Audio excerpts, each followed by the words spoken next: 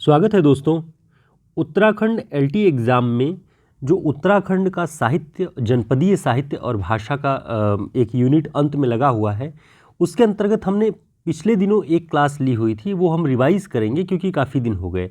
और आज हम उत्तराखंड के साहित्य के भाग 1 के अंतर्गत हम इसे 2 भागों में अध्ययन करेंगे, कुमाऊनी साहित्य और गढ़वाली साहित्य। इन दोनों के अंतर्गत जो प्रमुख कवि और रचनाकार हैं उनके बारे में, साथ ही इस दौर की जो साहित्य है उसका परिचय पूरा का पूरा देखेंगे, जो परीक्षाओं की दृष्टि से आपके उपयोगी होगा।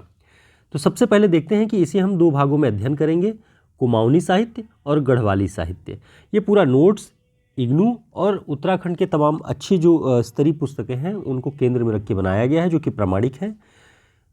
सबसे पहले हम कुमाऊनी साहित्य का परिचय देखेंगे। कुमाऊनी साहित्य के विद्वान शेर सिंह बिष्ट के अनुसार कुमाऊनी भाषा का प्रयोग 11वीं सदी से उपलब्ध ताम्रपत्रों, सनदों और सरकारी अभिलेखों में देखने को मिलता है। यानी कुमाऊनी भाषा का प्रयोग 11वीं सदी से देखने को मिल रहा है, परंतु साहित्यिक अभिव्यक्ति के रूप में उनका लिखित रूप गुमानी पंत, एक कवि हुए गुमानी पंत, जिनका जन्म 1790 में हुआ और मृत्यु 1846 में, उनसे आरंभ होता है। यानी कुमाऊनी का जो साहित्यिक रूप है वो गुमानी पंत की रचनाओं में दिखाई पड़ता है। कुमाऊनी के लिखित साहित्य को प्रकाश में लाने का श्रेय स्थानीय अखबारों को जाता है। स्थानीय अखबारों में जैसे अल्मोड़ा अखबार, कुमाऊं कुमुद, शक्ति, अचल, ऐसे जो स्थानीय अखबार थे, इन सभी ने कुमाऊनी के लिखित साहित्य को जगह दिया, जिससे वो प्रचलन में आया और लोगों का उत्साह कुमाऊनी भाषा के प्रति, बोली के प्रति बढ़ा। आगे देखते हैं।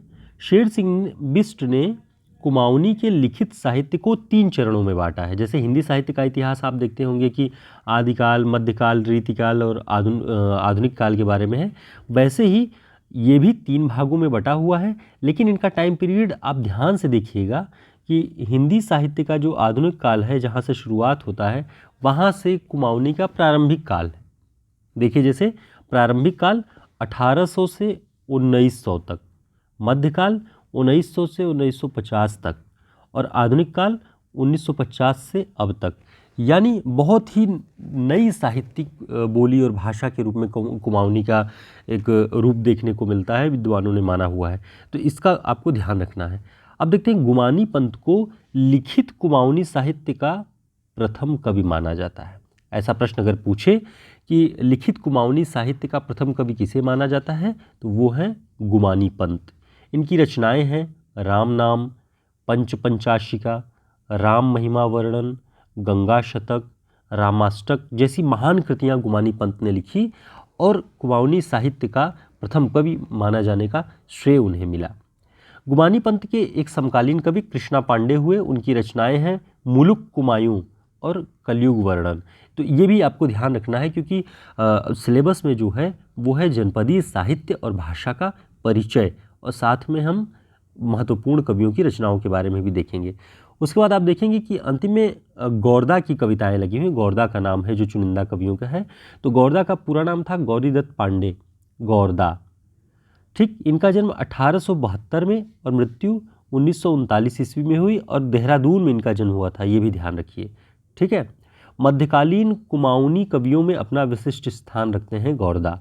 ठीक, तो मध्यकाल कब से कब तक है उसे ध्यान रखिएगा। आदिकाल, इसका जो प्रारंभिक काल है, कब से कब तक है वो भी आपको ध्यान रखना है। तो गौरदा के बारे में देखते हैं कि इनकी कविताओं का जो संकलन है वो गौरी गुटका नाम से प्रसिद्ध है। ठीक, गौरीदत्त पांडे, गौरदा, और एक और गौरीदत्त पांडे हैं जो गौरदा नहीं है, वो दूसरे हैं। उनकी रचनाओं के बारे में भी हम बात करेंगे। तो गौरदा की जो प्रसिद्ध पुस्तक है गौरी गुटका नाम से प्रसिद्ध है। अन्य रचनाएं इनकी प्रथम वाटिका और छोड़ो गुलामी किताब, ये इनकी अन्य रचनाएं जो बहुत महत्वपूर्ण हैं। इन्होंने अंग्रेजों के अत्याचारों के विरुद्ध बड़ा आंदोलन किया, गौरदा ने। ठीक, ध्यान रखिएगा। आगे देखते हैं। आधुनिक कवियों में सर्वप्रथम चारुदत्त पांडे का नाम उल्लेखनीय है। इनका जन्म सन 1923 ईस्वी में हुआ। ठीक है, ये आपके जो सिलेबस है उत्तराखंड एलटी का, उसमें इनका नाम शामिल है, इसलिए हमने इनकी रचनाओं के बारे में लिखा कि इनका जो प्रसिद्ध ग्रंथ है अड़वाल, अड़वाल 1986 ईस्वी में प्रकाशित हुआ, चारुदत्त पांडे जी की रचना है। गौरदा के काव्य दर्शन पर इन्होंने किताब लिखी हुई है। उत्तराखंड के ही महत्वपूर्ण जो एक रचनाकार हुए जो हिंदी साहित्य में बहुत ही महत्वपूर्ण स्थान रखते हैं, सुमित्रानंदन पंत। सुमित्रानंदन पंत का जन्म अल्मोड़ा जनपद के कौसानी नामक ग्राम में हुआ। कुमाऊनी में पंत जी की प्रसिद्ध कविता बुरुष नाम से प्रकाशित हुई है। तो जो हम देख रहे हैं कि उत्तराखंड साहित्य का जो गढ़वाली और कुमाऊनी दो रूप है, तो सुमित्रानंदन पंत कुमाऊनी में आते हैं, ठीक, कुमाऊनी साहित्य के अंतर्गत। और उनकी प्रसिद्ध कविता है कुमाऊनी में बुरुष, और अल्मोड़ा जनपद कौसानी नामक ग्राम में इनका जन्म हुआ। तो ये कुछ विशिष्ट बातें थी जो कि उत्तराखंड के साहित्यकारों और साहित्यिक विकास के बारे में आपके लिए उपयोगी थी। हमने पूरा नोट्स बनाया हुआ है इसके लिए, जो भी जितने कवि एक यूनिट में, अंतिम यूनिट में लगे हुए हैं उत्तराखंड के साहित्यकारों के, उसका स्पेशल नोट्स है। आप चाहें तो हमारे व्हाट्सएप नंबर पे संपर्क करके स्पेशल उत्तराखंड के भी नोट्स प्राप्त कर सकते हैं, और हिंदी साहित्य का आप PDF या प्रिंट जो भी आपको सुविधाजनक लगे वो शॉर्ट नोट्स, जो कि आपको परीक्षाओं की दृष्टि से रिवाइज करने में बहुत हेल्पफुल होगा, और आपको ये आइडिया लग जाएगा कि आपकी तैयारी कंप्लीट है अथवा नहीं। ये इस नोट्स से आपको पता चल जाएगा, क्योंकि इसमें 1 लाइनर क्वेश्चंस, 25 महत्वपूर्ण रचनाकारों पर आधारित विशेष पूरे के पूरे तथ्य, साथ ही एक खंड पूरा प्रैक्टिस सेट का है, 1 लाइनर क्वेश्चन है, पुरस्कार, भाषा, काव्यशास्त्र, सब पर आपको पूरा एक शॉर्ट नोट्स मिलेगा। तो आप चाहें तो परचेज़ कर सकते हैं, और उत्तराखंड के साहित्यकारों के लिए भी हमारे पास सामग्री उपलब्ध है। फिर मिलते हैं एक नए वीडियो में उत्तराखंड के साहित्यकारों के साथ। तब तक के लिए नमस्कार।